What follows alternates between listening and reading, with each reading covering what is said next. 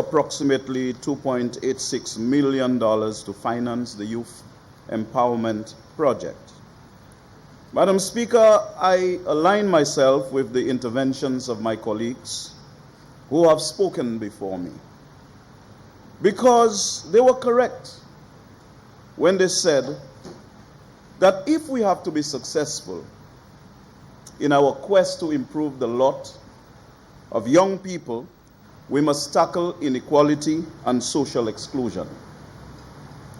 And in this regard, Madam Speaker, I would like to refer to an OAS publication in 2011, Inequality and Social Inclusion in the Americas, on page 89, and I quote, "Poverty is by far the main underlying cause of social exclusion and inequality, and has a direct impact economically, socially, and culturally speaking. However, inequality is not a consequence of income disparity alone. Determinants also include lack of opportunities and a practical inability to exercise certain rights or influence decisions on key issues that affect the quality of life of individuals, the family, and social groups. One of the most frequently violated rights in this situation is access to justice on equal terms. Although a range of different factors, some of them structural, affect the general population when it comes to obtaining prompt and effective justice, the situation is far more dramatic for people living in poverty, with neither the financial means nor the basic knowledge to uphold their rights through the bodies responsible for dispensing justice, in turn making them vulnerable. Even those who do not succeed in having their day in court use up a larger percent of their overall wealth in the attempt. Sometimes, doing so can undermine the ability to satisfy other basic needs. So often they decide not to seek justice or exercise that right in full. This is particularly serious because access to justice is the basic tool available for people to ensure that all the rights recognized by international instruments and domestic laws are protected by the relevant mechanisms, essentially through efficient, impartial, accessible systems for delivering justice, whether judicial, extrajudicial, or administrative in nature. There is little point in a state formally recognizing a right if the holder of the right cannot obtain effective access to justice in a prompt and timely manner to safeguard it." Unquote.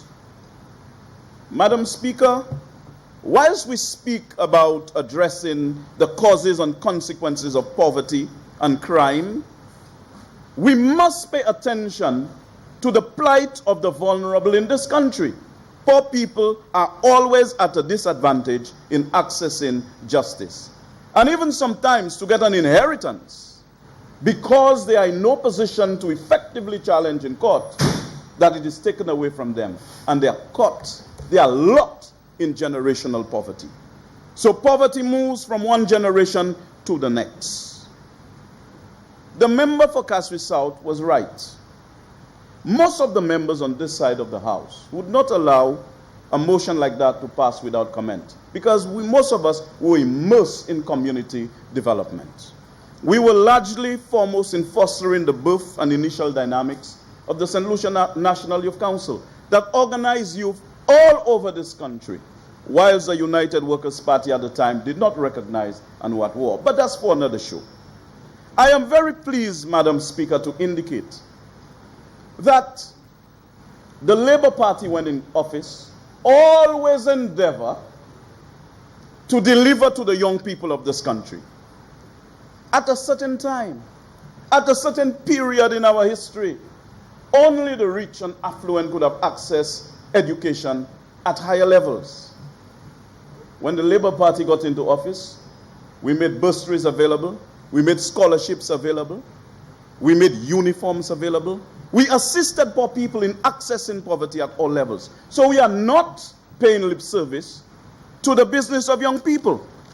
We were the ones who built the National Stadium and a new cricket ground to introduce a new sporting culture so that we can augment our tourism plant. We were the ones, Madam Speaker, who came up with NICE to provide employment for young people. When more people are employed, more people can make an effective demand for goods and services in the country, thereby contributing to economic growth. Young people were packed like sardines, similar to when the slave ships used to come from Africa to the Caribbean, in a prison that prisoners were breaking away easily. Then we moved to some makeshift prison at Odsa, where people were lying in and going in and out as if it's a hotel. And I remember my predecessor in this house indicating many times, show me a prison and I'll show you the level of your civilization. We built a new prison to make sure that young people were not condemned to death, but rather find an environment that at least while they're waiting for justice in this particular matter. Madam Speaker, this is why, as part of our urban renewal postures, we decided to build the Derek Walcott House.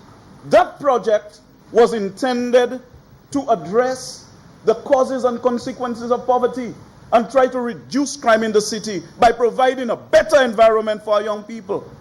That our city would become a theater for serious development, to keep our culture alive. Any policy without a soul is lost. And you go to any society that is progressive, the arts breathe new life into the twin nostrils of social and economic policy. There is no doubt about it, Madam Speaker.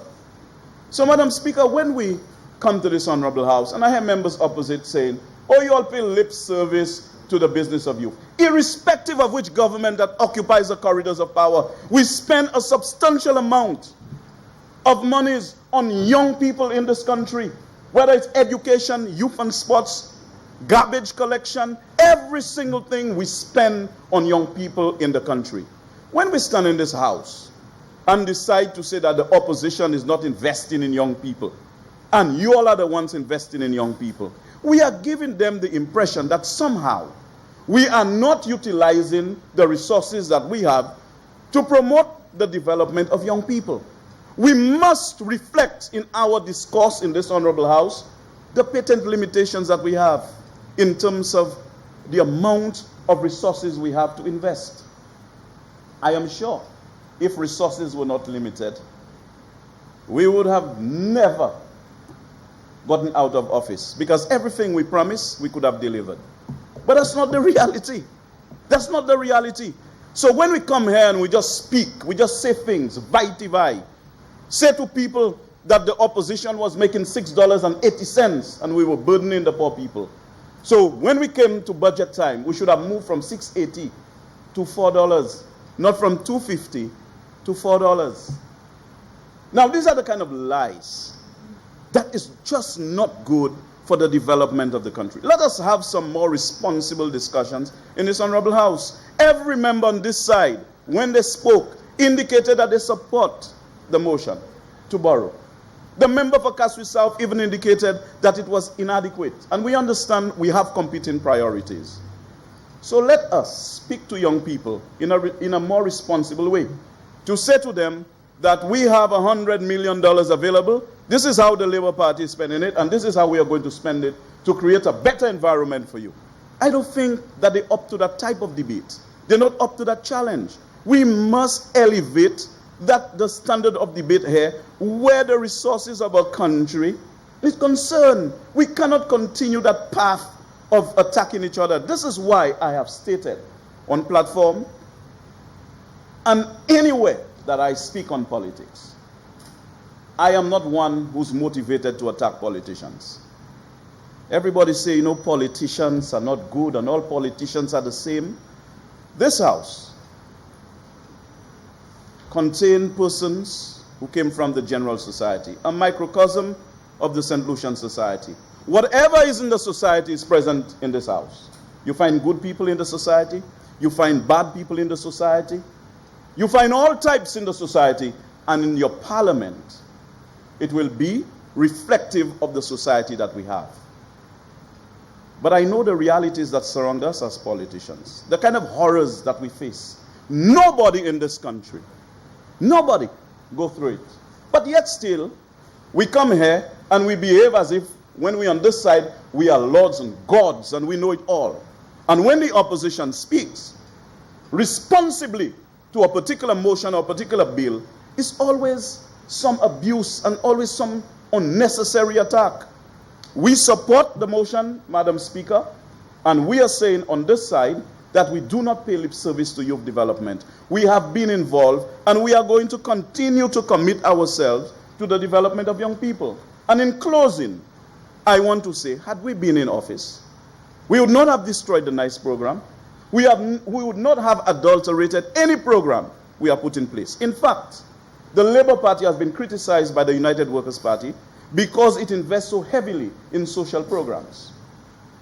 Obviously, this is not the priority of the United Workers' Party administration, even though they speak about social issues and social programs. Had we been in office, Madam Speaker, we would have built on what we left in the past term. And I just want to read from our top 15 pledges to you. I have made this a document in the House before, and I just want to quote 4 sections from it.